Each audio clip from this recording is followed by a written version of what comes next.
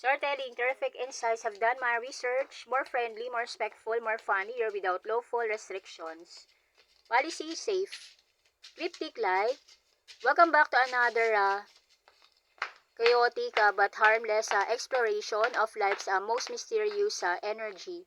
When things are so confusing, they feel like a treasure map drawn by someone who forgot where the treasure is. 1. Cryptic-like treasure map drawn on a napkin after dinner. 2. Cryptic-like a riddle that ends with or maybe not. 3. Cryptic-like a GPS saying recalculating for emotional reasons.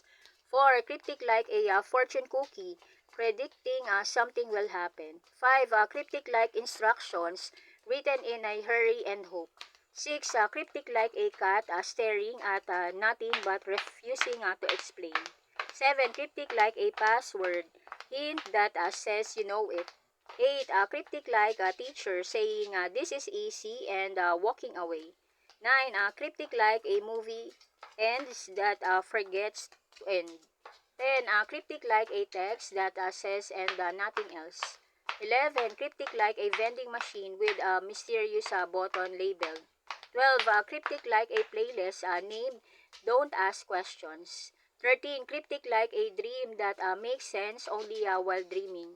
14. Cryptic like a recipe that says add love but no measurement. 15. Cryptic like a duck ticking louder when you look at it. 16. Cryptic like a note that says trust me with no context. 17. Cryptic like a Wi-Fi with full bars but no internet. 18. Cryptic like a shadow that moves slightly too late. 19. Cryptic like a group chat where everyone replies seen.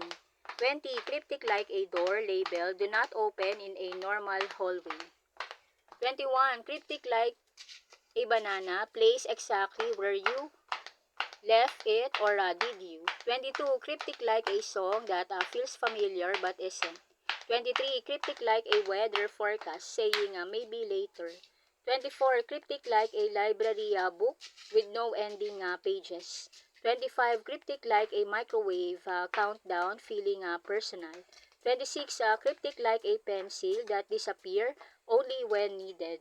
27. Cryptic like a staircase that leads to almost there. 28. Cryptic like finding the thing you lost after you stop looking. Life is basically just a collection of small mysteries pretending to be normal days. Sometimes confusing, sometimes funny, always interesting. If something in your day felt cryptic, congrats, you're officially part of the Mystery Club.